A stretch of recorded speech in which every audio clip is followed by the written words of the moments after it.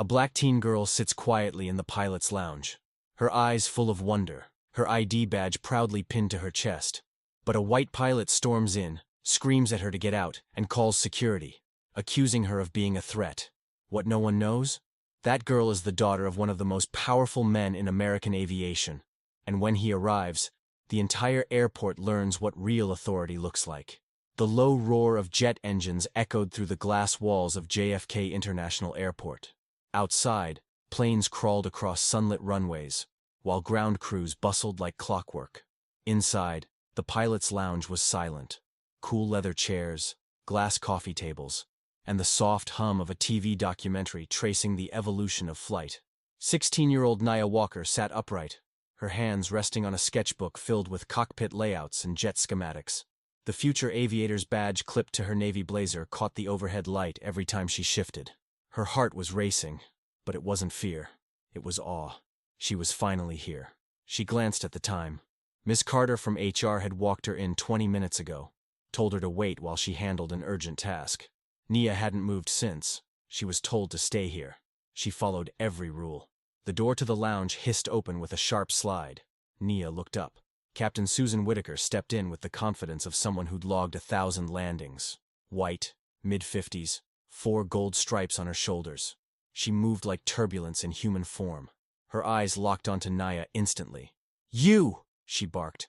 "Who are you, and what are you doing in here?" Nia stood, polite but startled. "I'm Nia Walker. I'm part of the Future Aviators program. Ms. Carter from HR brought me here. She said—" "I didn't ask what she said," Whitaker snapped, already closing the space between them. "This lounge is for licensed pilots. You're not supposed to be in here. I was told to wait, right?" Whitaker didn't wait for the rest.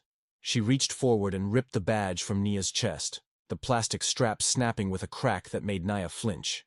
She stared at Whitaker, stunned. Whitaker examined the badge with a curled lip. "Looks fake." "It's not," Nia said, voice barely steady. "Miss Carter gave it to me this morning. It's real." Whitaker turned away and pressed her shoulder radio. "Security to the pilot's lounge. I have a teenage female, unauthorized. Possible security breach." Nia's throat went dry. Her pulse pounded in her ears. "I didn't do anything wrong," she whispered. Whitaker turned back to her, eyes hard. "This is a secure space, not a daycare." In seconds, the dream Nia had worked for her whole life had twisted into a scene she could barely understand, except for the one truth echoing through her body. She wasn't welcome here. Not because of a badge. Not because of a rule. Because of who she was. The low murmur of airport traffic outside the lounge was broken by the unmistakable crackle of a two-way radio. Nia stood frozen, her badge gone, her voice stolen by shock. Across the room, Captain Whitaker's call had been short and clipped, but loud enough for anyone walking past the glass to hear. "Security, pilot's lounge, immediate response, possible intruder, unauthorized teen female inside a restricted area." As if on cue, heads turned outside the glass wall. A few uniformed staff members slowed their steps, glancing in. A woman in a gate agent blazer nudged a colleague. 2 pilots passing by paused mid-conversation. The room, once a private sanctuary, was now a stage, and Nia, the center of an unfolding spectacle. "I'm not intruding," Nia said, barely managing to find her voice. "I have permission to be here. Miss Carter from HR. She walked me in." Whitaker ignored her completely, turning slightly toward the glass door as more people began to notice the growing tension inside. Her posture remained upright, her tone deliberately louder now. "This is exactly why we can't afford to be careless," she said, loud enough for others to hear. "Someone just waltzes in here with a badge that's clearly fake, sits in the pilot's lounge like she belongs. For all we know, she could be gathering information, or worse." Nia's heart thudded. She couldn't believe what she was hearing. "I'm not doing anything wrong," she said again, this time firmer, but her voice cracked at the end. "I'm part of the Future Aviators program. I'm not a threat." Whitaker didn't even turn to look at her. "That's what they always say." Another airline employee stopped just outside the door, peering in. A few more gathered, watching like it was some kind of incident report come to life. Nobody came in. Nobody stepped forward. One man shook his head and walked away. Nia felt her skin burn, not just from the words, but from the stares. Not one face showed concern. Not one hand was raised to say, "I know her. I'll vouch." The space around her suddenly felt smaller. the oxygen thinner. She was still standing in the same spot, but it was like the floor had tilted beneath her, pushing her to the edge of something she couldn't escape. Whitaker folded her arms now, voice sharp and authoritative. The badge looks printed at home. No official laminate. The photo doesn't even match properly. This is a violation of TSA protocol and internal horizon policy. Naya's fingers curled tightly at her sides. It was real, she said quietly. It is real. But no one responded. Her voice, her truth, none of it mattered anymore. Through the glass, someone held up their phone, recording. That's when she realized. This wasn't just about a badge or a misunderstanding. This was about perception, about power. And in this room, right now, she had none. The lounge doors opened with a firm push. 2 airport security officers stepped in, one tall and broad-shouldered, the other leaner and younger, both in dark blue uniforms with clipped radios and steady, unreadable faces. They walked toward Nia in lockstep, their expressions stiff, eyes scanning the room before landing on her. "This her?" the older guard asked. Captain Whitaker nodded without hesitation. "That's the one. Tried to pass off a fake ID, been uncooperative. I suspect she got in to snoop around, maybe test security holes. We've seen it before." Nia's mouth opened, but nothing came out at first. Her throat was dry. She looked from the guards to Whitaker, then back again. I didn't sneak in," she said finally, voice trembling. "I was brought here. Ms. Carter from HR. She gave me the badge. I've just been sitting here waiting for her to come back." The younger officer glanced at her, hesitated for a half-second, but the senior one stepped forward, authoritative. "Ma'am, we'll need to see your ID and ask you some questions." "She already took it," Nia said, pointing to Whitaker, who held the badge loosely in her hand like it was garbage. Her eyes stung, but she wouldn't cry. Not here. She had earned her place in this room, and no one was going to take that away. Nia's fingers trembled as she pulled out her phone, shielding the screen from the stairs now closing in around her like walls. Her heart pounded loud in her ears. Too loud. She had to focus. She had to breathe. The call icon blinked on. She tapped her father's name. 1 ring, 2, 3, pick up, 4. "Hey, sweetheart." His voice came through calm, steady, like a rope thrown to someone drowning. Nia swallowed hard. "Dad!" Her voice cracked. "Something's wrong. I'm at the lounge, at the airport, and this pilot, she says I'm not allowed here. She took my badge and called security. They think it's fake. They're saying I lied." She heard a sharp inhale on the other end, but his voice stayed grounded. "Where's Miss Carter?" he asked. "She left for something. I've just been sitting here. I didn't do anything, Dad. I promise. I know, baby, I believe you." His voice dropped into something more resolute. "Listen to me very carefully. Stay calm. Don't argue. Don't move. I'm on my way." In the background, Whitaker's voice cut through like a blade. "Oh, great. Calling Daddy now? What's he going to do? Show up with another fake badge?" Nia turned away from her, hunching slightly. I just wanted to see the lounge. I followed all the rules." "I know you did," Marcus said. "But now you let me handle it. I want you to stand right where you are, and don't let anyone take you out of that room." "Yes, sir," she whispered. "I'm getting in the car now. I'll be there soon." The call ended. For a second, Nia stared at the screen. Her reflection looked unfamiliar. Shoulders curled in, eyes wide with confusion and fear. But her father's voice still echoed in her ears. "Don't move. Don't let them take you." She inhaled deeply. Once. Twice. And when she finally turned around to face the room, her spine was straighter. Her hands no longer trembled. The fear was still there. Yes. But something else had returned too. She was still scared. But she wasn't alone. And she wasn't backing down. The air in the lounge had gone stiff, as if the walls themselves were holding their breath. Nia stood near the window now, her phone still clutched in her hand, the last trace of her father's voice echoing like armor around her. Her eyes were on the floor, but her ears caught every sound, especially Whitaker's heels pacing near the lounge entrance, sharp and restless. Across the room, the older security guard pressed a finger to his earpiece, pausing mid-sentence as static crackled through his radio. His brows lifted slightly, then furrowed. He turned toward his partner and murmured something under his breath. The younger officer leaned in, listening, eyes narrowing with focus. Both men stiffened, glancing briefly at Whitaker, then back at each other. "What is it?" Whitaker asked, noticing the shift. "Did someone confirm she doesn't belong here?" The senior guard's voice was flat, but careful. We've just been instructed to hold position. There's a VIP en route to this area. From the FAA, Whitaker's shoulders tensed, her eyes flashing with irritation. A VIP from the FAA? Since when does the FAA care about a kid wandering into the wrong lounge? No one answered her. She scoffed. This is exactly the problem with security nowadays. Too many people playing politics instead of protocols. The guards didn't respond, but they didn't move either. One took a step back, hand still resting on his radio. The other looked toward the entrance, alert now, as if expecting someone important to walk through at any moment. Nia's breath caught in her chest. Her fingers curled tighter around her phone. Please, Dad. Please come now.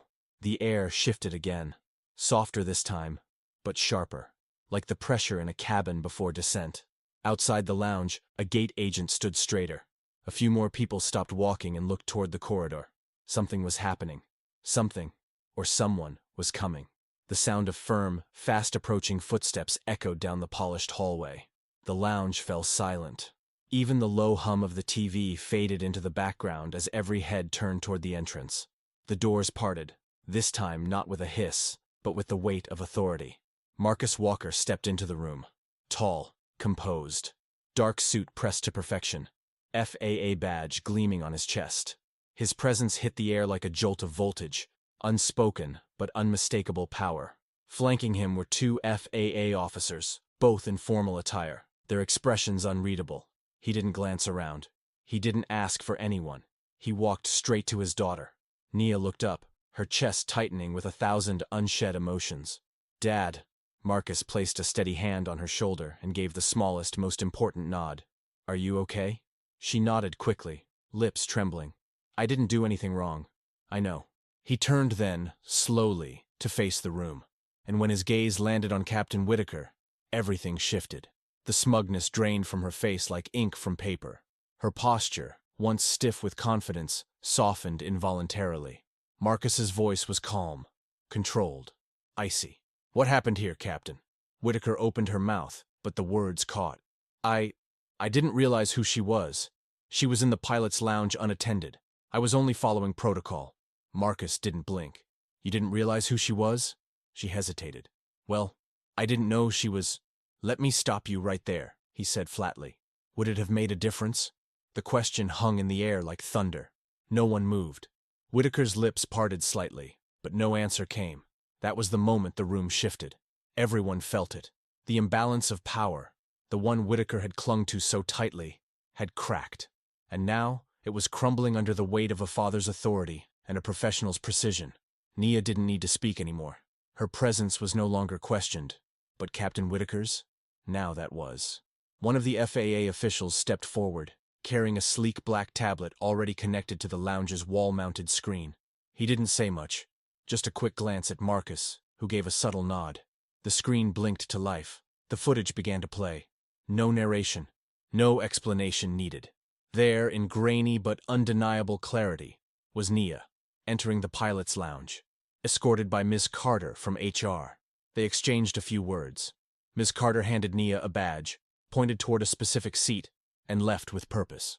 Nia sat down, calm, respectful, eyes glued to the Aviation documentary. She didn't move. She didn't talk to anyone. No breach. No wandering. No lies. The video paused at the exact frame where Whitaker entered and narrowed her eyes at Nia for the first time. Silence wrapped around the room. Then the FAA agent spoke, voice clear and professional. We've reviewed all relevant security footage. There was no unauthorized access, no forged credentials. Ms. Walker was properly escorted and approved to be here under Horizon's Future Aviators program. He paused, deliberately. In addition, he continued, turning to address the full lounge, this is not the first time a situation like this has occurred under Captain Whitaker's watch. A few quiet gasps rippled through the room. The agent tapped the tablet again. A list appeared.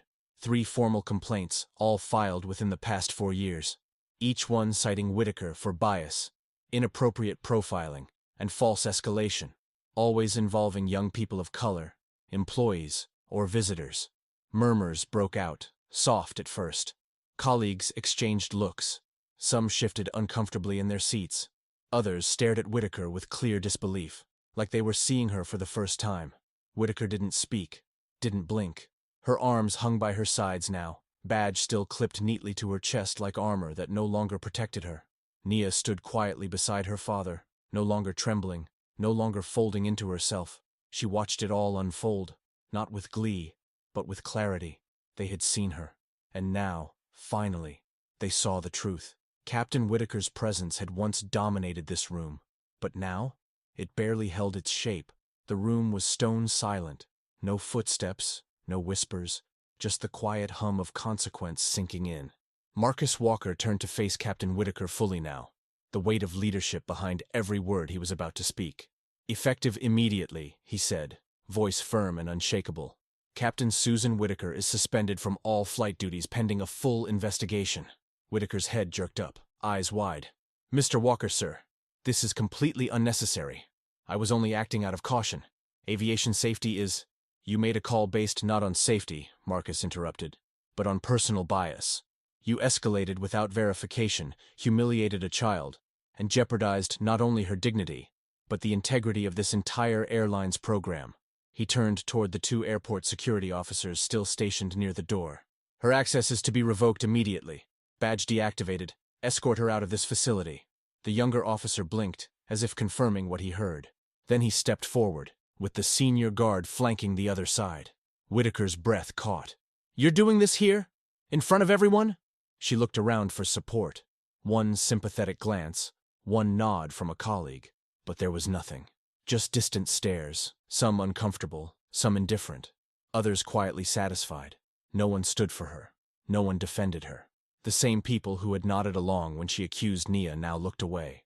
Her voice dropped into desperation. "I didn't know she was your daughter." Marcus's eyes didn't waver. "And if she wasn't? Would that have made this acceptable?" Whitaker said nothing. The officers gestured toward the door. Her shoulders finally sagged. Her feet moved slowly, stiffly, as if each step carried the weight of all the years she'd worn that uniform like a shield. As she crossed the lounge, passing the same space where she'd ripped Nia's badge off, her gaze flicked toward the girl she had tried to erase. Nia didn't flinch, didn't look away. She stood tall now, silent, steady, unbroken. Whitaker disappeared through the doorway. And this time, when the silence returned, it didn't press on Nia's chest. It lifted, and for the first time all day, she breathed like someone who belonged. The door had barely closed behind Whitaker when a quiet shift passed through the lounge. The tension that had wrapped itself around the room began to dissolve, like a storm cloud finally breaking apart. People started moving again, some murmuring apologies under their breath, others simply lowering their eyes, unable to meet Nia's gaze. But one woman stepped forward with certainty. Captain Maya Simmons. She wore her uniform like it was built for her, sleek, dignified, and earned through decades of flight hours and quiet resistance. Her skin was deep brown, her silver flight wings polished, her presence calm but commanding. Her smile, though small, was warm and real. "Nia Walker?" she asked gently. Nia blinked, not used to hearing her name spoken like that in this space. "Yes, ma'am." Maya stepped closer. "I watched everything, and I just want to say, I'm sorry. What you went through today, you didn't deserve a second of it." Nia nodded softly, still gripping the strap of her bag. "Thank you." "I've been where you are," Maya continued. "First simulator I ever touched, the instructor told me to go be a flight attendant instead. Took me 10 years to get my first captain's badge.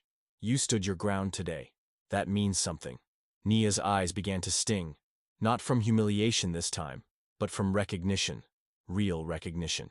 "I'd like to offer you something," Maya said. "I'm headed to pre-flight a 787 right now. Come with me.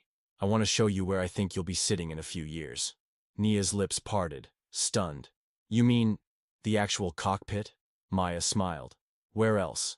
They walked together through the terminal, past the same pilots and staff who had once stared at her with suspicion. Now they offered gentle nods. A few even smiled, awkward, but honest. One whispered, "Sorry for what happened back there." She didn't reply. She didn't need to. Her posture said enough. She had walked through fire and hadn't melted. She'd tempered. They arrived at Gate 41, where a Horizon Air Boeing 787 waited under the glass ceiling, its nose angled toward the open sky. A flight crew opened the side entrance, recognizing Captain Simmons immediately. Maya led her inside, through the quiet hush of first class, down the narrow aisle, and into the cockpit. Nia stopped at the threshold. Screens, panels, switches, all glowing, waiting. Maya reached over, flicked on a single overhead switch, and stepped aside. "This," she said, placing a hand on the captain's seat, "is where you belong." Nia stepped in slowly, reverently. Her hands hovered over the yoke, her eyes sweeping the instrument panel like she was reading sacred text. A smile broke across her face, small, but full of something she hadn't felt since the day she got her acceptance letter. Wholeness. Justice hadn't just been served, it had cleared her runway, and now she was ready to fly.